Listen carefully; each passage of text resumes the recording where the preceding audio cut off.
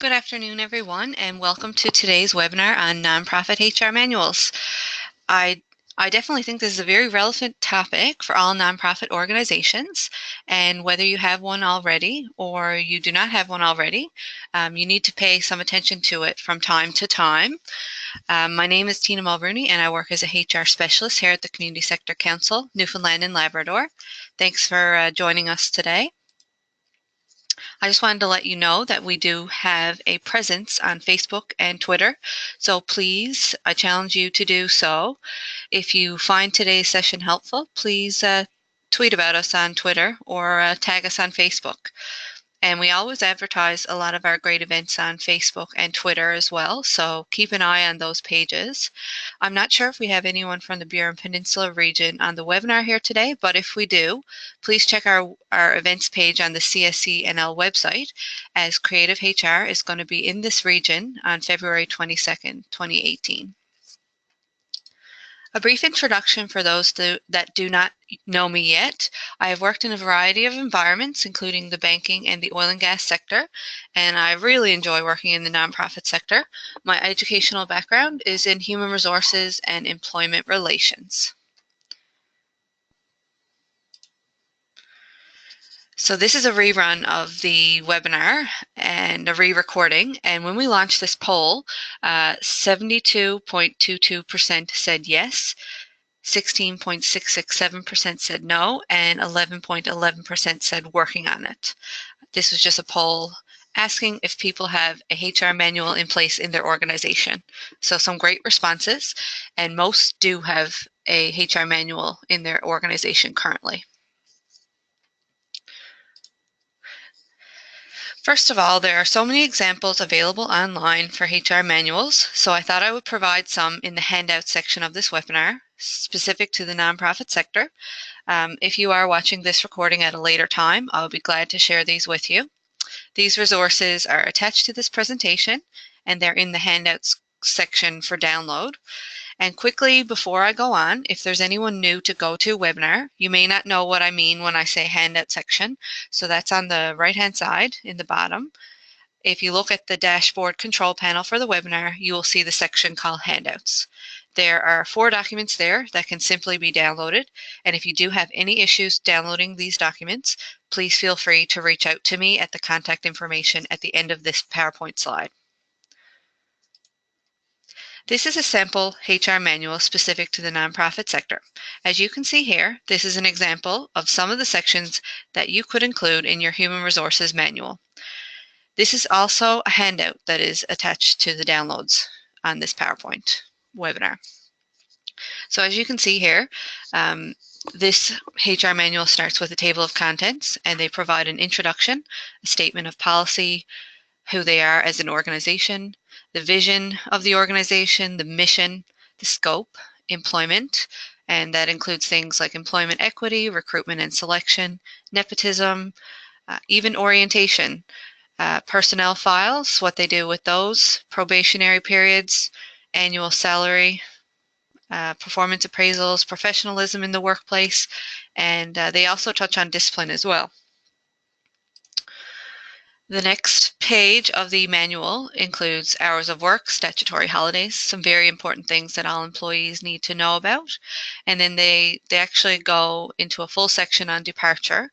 So termination for cause is covered, termination without cause is covered, resignation, layoff, employer property, and they even look at time away from work. So you'll see some common themes when you look at the handouts, the 2 HR manuals that are samples on this webinar. But it's completely up to you and your organization and whatever suits the needs of your organization. You don't have to have everything, but you may have a lot of similar things. They also cover benefits, professional development, confidentiality agreements, health and safety, air quality, such as a scent-free policy, harassment, workplace violence, and dispute resolution. Sometimes some policies even include a diversity policy. So that's something that's come up recently as well. This was the other handout attached to this presentation, and this is yet another sample of a nonprofit employee handbook. And they use the words manual and handbook sometimes interchangeably, so just be aware of that. The first thing I'm going to say about this topic is that there's no right or wrong way to build a human resources manual. When I did the research for this presentation, I found a lot of really great examples of how HR policy manuals should look. When you do a search for things like this, you will find sample checklists, sample procedures, forms, examples, and other tools.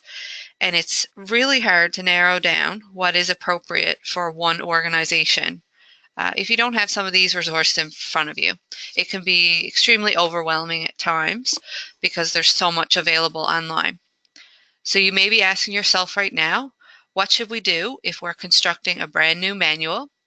Or if you already have one, how do we know if we're on the right track if we already have this HR manual in place? Some examples on a website called The Balance are very helpful if you're looking for some sample policies and procedures. The hyperlink is on the bottom of this slide. If you would like to go see this website, you should be able to click it when you download this PowerPoint.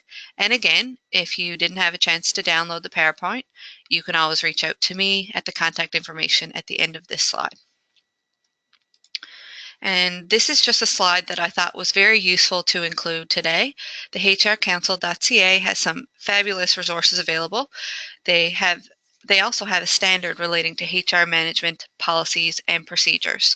So they state on their website, HR management policies are formalized, documented, and approved by the board, or approval is designated to the CEO or executive director. HR management policies comply with employment, workplace health and safety, and other related legislation as applicable in the jurisdiction in which the organization operates. So some great material there, and there's a lot more on their website. You always want to keep in mind legislation when you are constructing your HR policy manual, or even when you are reviewing it. We have done some learning sessions surrounding the Government of Newfoundland and Labrador's employment standards legislation. So if you get into the process of constructing your manual and you notice that you need some assistance on the minimums enforceable with employment standards in Newfoundland and Labrador, the department is always available to help. The minimum requirements are always a good place to start. The PDF here can also be used as a guide to the topic areas that you should include in your manual. So like the previous slides that included the areas of a manual, this might be a great way to frame out your manual as well. So the contact information is all there for the Labor Standards Division, and they're extremely helpful. You can call them or email them, and the PDF is accessible here as well. For example, in the PDF document I have referenced here on the screen, they address hours of work, overtime, breaks, meetings, and extra duties. They also address vacation pay, tips and gratuities, public holidays, sick leave, family responsibility leave, along with many other forms of leave. The reason why these areas are important is because they govern the relationship where someone is employed under a contract of service. You will also see some other great information in this Employment Standards PDF. Let's not forget, when hiring employees, the employment standards legislation requires, upon hire, that every employee should receive a statement from their employer that outlines basic terms and conditions of employment, hours of work, rate of pay, vacation entitlements, and termination date, for example, if they were hired on a fixed term.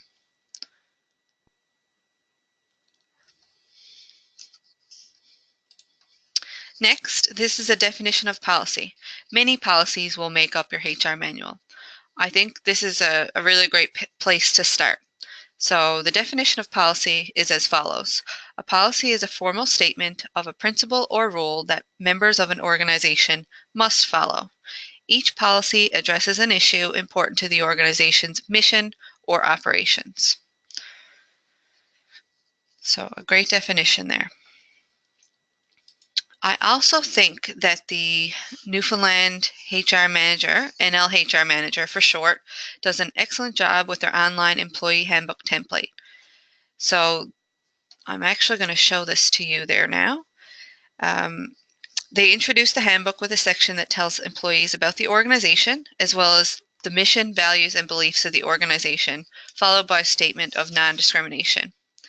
So that's available online at the website for the NLHR Manager, which is http://nlhrmanager.ca. It's not directly aimed towards nonprofits. However, there is a lot of excellent material there that you can use your own judgment with. It's not really any specific area. I know you do see on the page some construction workers within for-profit organizations, but some really great resources there. I'm just going to jump back to the previous slide. So as the Newfoundland HR Manager's template showed, they introduced the manual by talking about the organization, provide some background on the mission, the values, the beliefs of the organization, and they also include the statement of non-discrimination. In the research, it says that there are HR manual topics, areas that are essential. And this, of course, always depends on the needs of the organization. The ones that are highlighted most are performance management, including policies on discipline, hiring, holidays, hours of work, leaves of absence, overtime, termination, and vacation. I kept the research for this presentation mainly to nonprofit sources. So this is a great one here. You can just check the link on the bottom of the page. When constructing policies, it is said that there is essential content that you should include. This information comes from some of the best practices that I've seen online. So you can see here, it's a great idea to have the policy name, effective date of the policy, and any revisions, the dates of the revisions, the purpose of the policy, the main policy statement, definitions. You might want to clarify some terms used in the policy. Eligibility or scope, so who's covered by this policy. Some exceptions, and positions in the organization responsible for implementing and monitoring the policy. So we might not have touched on this yet, but we will. Different employee classifications might want to be covered in a policy because it will allow your readers of the policy to know who is covered by which terms. So for example, here we have different classifications of employees depending on their employee status. So it's a great idea to outline this. How to write the policy. When you are starting from scratch to write a policy within your HR manual, it is important to consider first what you need. You then want to collect information. This could include past practice, the reason why the policy is so important for the organization, what research is out there on similar policies, and you might also want to speak to your coworkers as they may have a great deal of knowledge in this area. Next, we draft the policy. You may go from 10 to 15 revisions of just one policy before it is the way that you want it. You are also going to want to get the input from coworkers within your nonprofit organization. And this may be everyone within the workplace by way of a survey, or it might actually be specific people that have the knowledge base in the subject area. You may want to circulate what you have, although you don't have to, and then continue to revise the policy until it is the way that you want it. Always remember that you need to also follow the processes and procedures in place for policy development. And as we said on the HR standards slide a little while ago, in most nonprofit organizations, the policy must be approved by the executive director or CEO and or the board, depending on what type of board you have. So keep this in mind, and if you're unaware of who looks after this, it's never a bad idea to ask.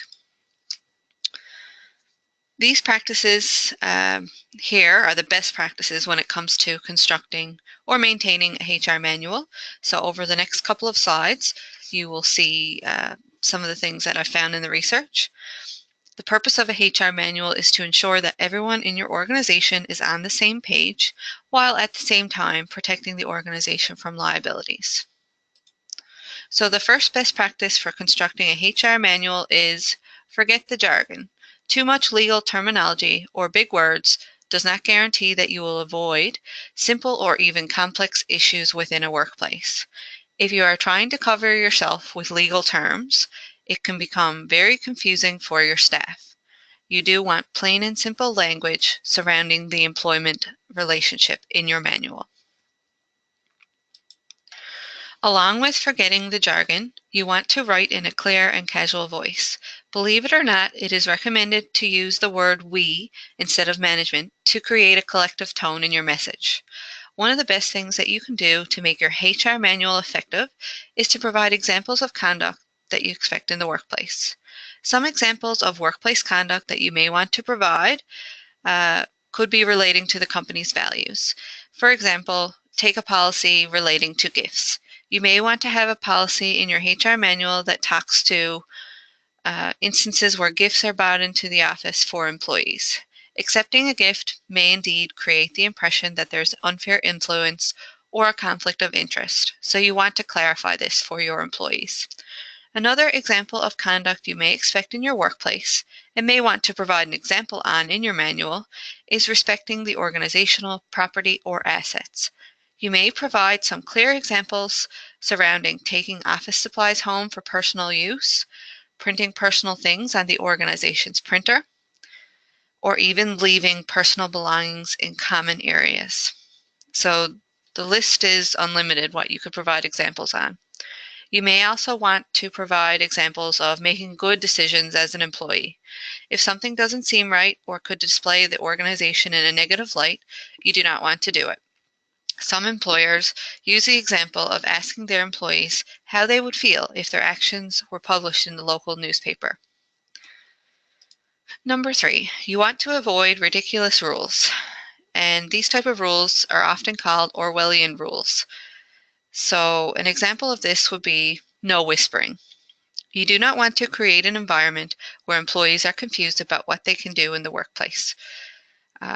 So an example would be no whispering or not wearing a colored shirt. A reasonable rule would be specifics surrounding the dress code. For example, you may require that people in your organization dress respectful in your workplace environment, and it may, for example, be against your policy to wear ripped up jeans. Number 4, you would like to define boundaries of your organization.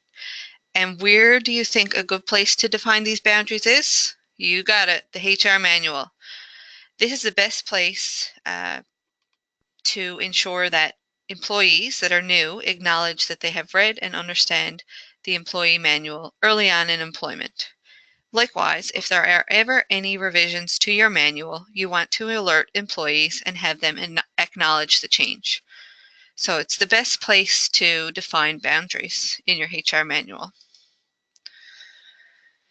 So this is an extremely important slide for you to consider when creating your HR manual. You do want to address digital content.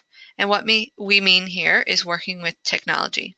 If there are security issues when working from home, for example, or having organizational emails accessible on a mobile device, you want to be upfront about this. Similarly, if there is a designated person within your organization that communicates in the public social media eye, you would like to clarify this upfront. So in order to ensure that everyone is on the same page, even with things like cell phone use, you want to lay this out from the beginning in your HR manual. And this slide here, number 6, is to educate your employees on examples of what is acceptable conduct and what would be criminal wrongdoing. One example of this that could become a problem if you didn't address is as follows. For example, the organizational leave policy. You should clearly illustrate in your manual for the policies that an employee you should clearly illustrate in your manual the policies that one should follow if they would like to take time off, leave early, or even start the day late. If you do not spell it out, employees may indeed take the matters into their own hands. Always encourage your employees to ask questions.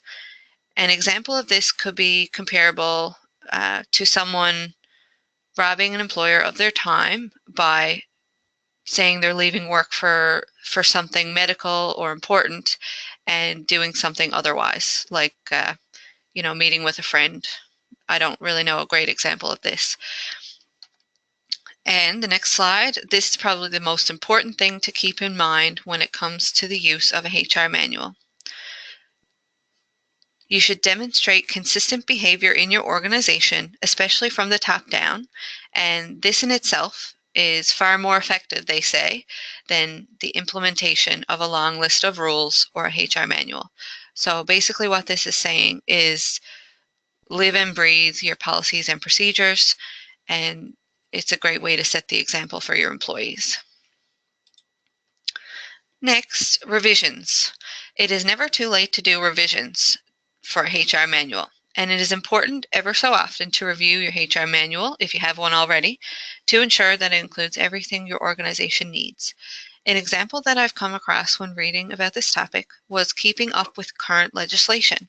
For example, if a workplace, a respectful workplace or a diverse workplace has become something that is increasing in popularity, you may want to revise your policies to reflect and include your stance on this matter. So this is okay, and it's always good to make sure your policies are up to date. Ultimately, the goal of a nonprofit HR manual is to act as a guidance document. You can judge for yourself when it comes to the examples and resources out there. It can be overwhelming at times to be looking at all of this information at once online. I hope that some of the examples have been helpful throughout this presentation.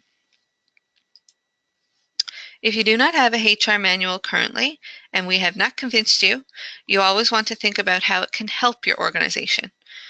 It will help your organization ensure that they are compliant with employment laws and regulations, promote fair treatment amongst all staff, set employee expectations, and help resolve conflict before it even starts.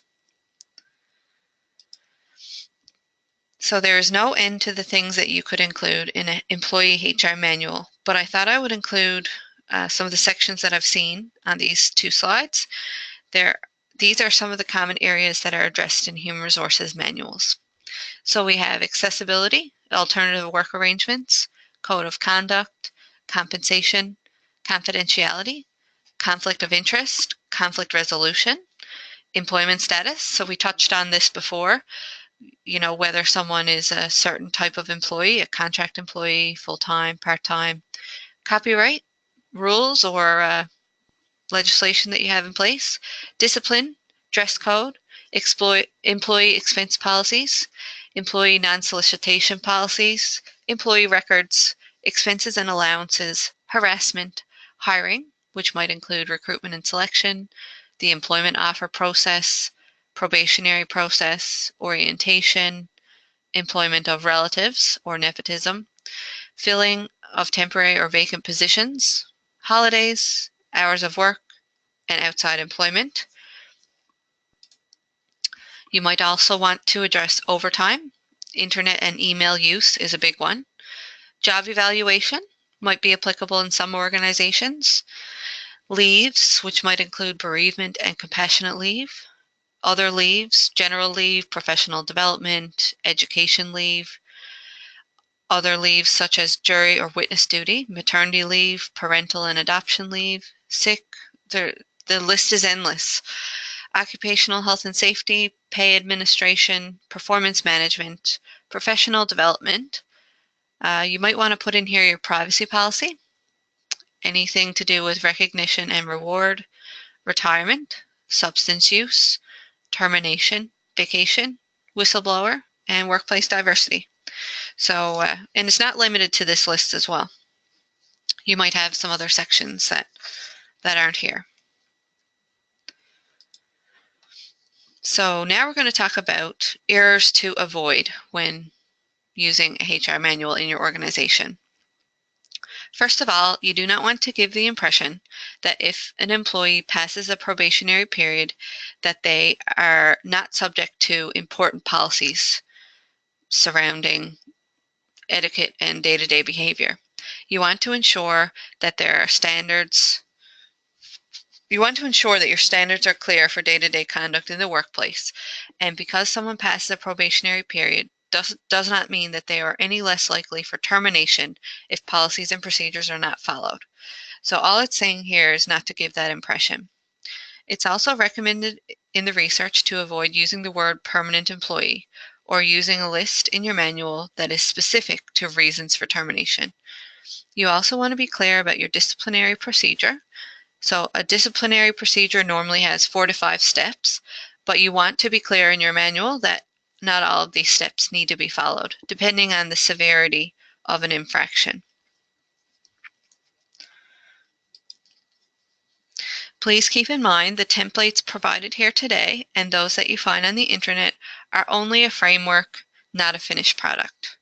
An office culture will ultimately determine what is required to be in a HR manual and what is not. Not everyone has a HR employee to refer to within a nonprofit environment. So I think this is a great time to mention the Creative HR project here at the Community Sector Council. We are here for you if you have any HR inquiries. And although that we cannot necessarily advise you on certain HR situations, we're more than willing to provide you with direction and resources in order to solve your HR issue. I've had some really excellent phone calls and emails about HR questions from nonprofit organizations around Newfoundland and Labrador.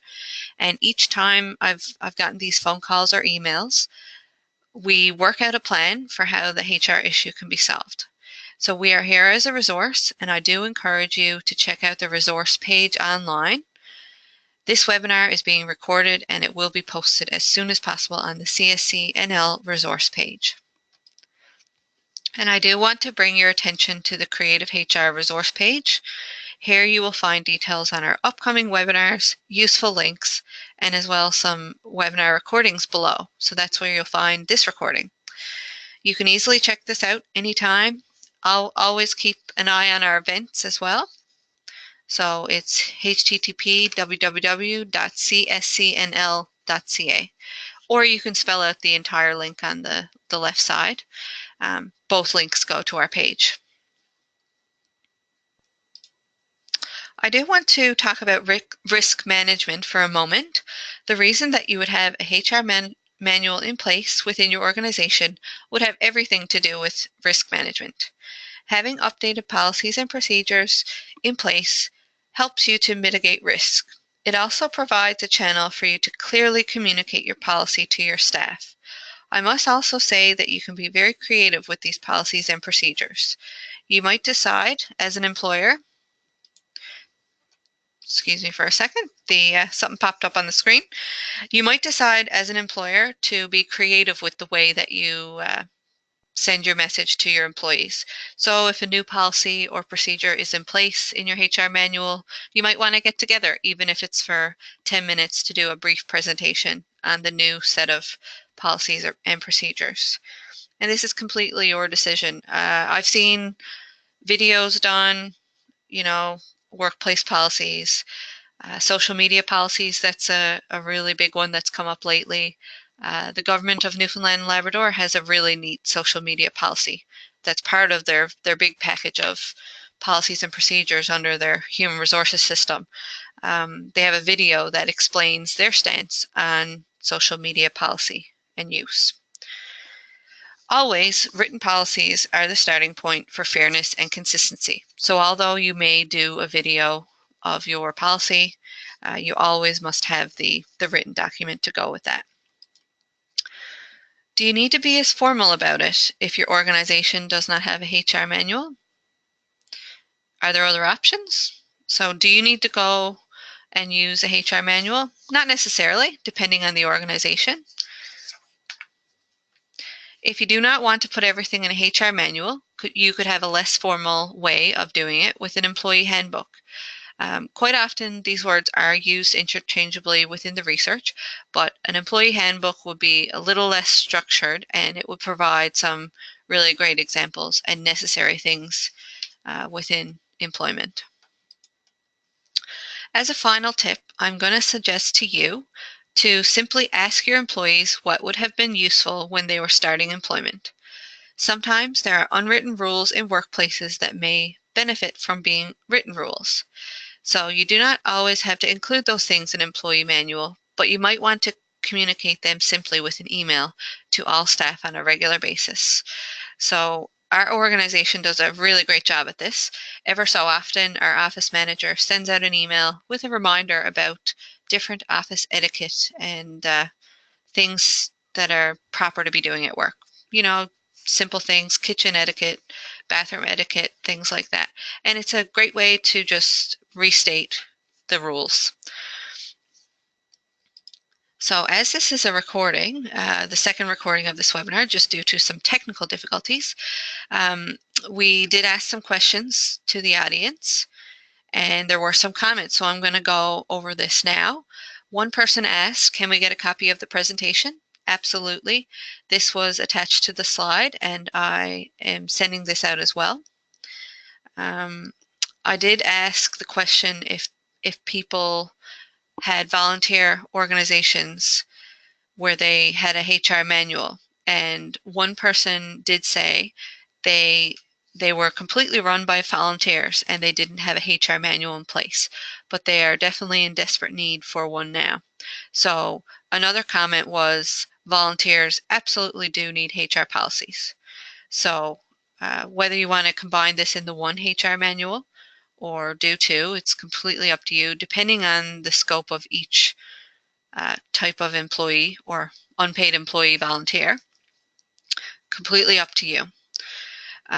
I did ask the question, what would be some useful things for employees to know when they're first on the job? What would have made your job easier if you knew these things? And some of the things that were brought up were what to do when calling in sick, what to do when there's adverse weather conditions. Also, if there are any food allergies within a workplace, you want to know these things before you start. So those were some excellent comments. One person commented that the fourth link was not working. So if anyone needs this, I will be glad to send it to them. All you need to do is just email me at the contact information on the next page. There was a comment yesterday about a digital HR manual being provided for employees to access at any time. So as well as the paper HR manual, this organization has their HR manual available on a shared drive that employees can look at any time. They can search it and find exactly what they're looking for. There was another comment that a manual was out of date and it was very limited, so that would be a great opportunity to review and make changes if required.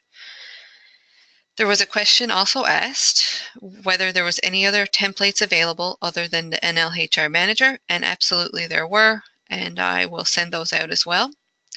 There was a question asked, is it an issue to have a manual for full-time staff and a different one for contract staff? Absolutely not. The audience spoke up, and there was one individual said that they have two manuals for two different groups within the organization. So this is completely fine.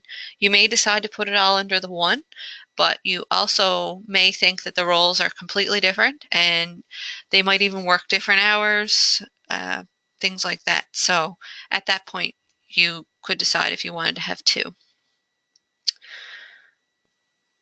Okay, and there was another comment saying that another really great way to deal with contractors is to get them to sign a form saying that they will follow certain employee policies. So this could be privacy or intellectual property. For example, if you have someone coming in either on a volunteer basis or a paid basis for a short period of time, you want to ensure that they are following the rules that you have set out in your organization.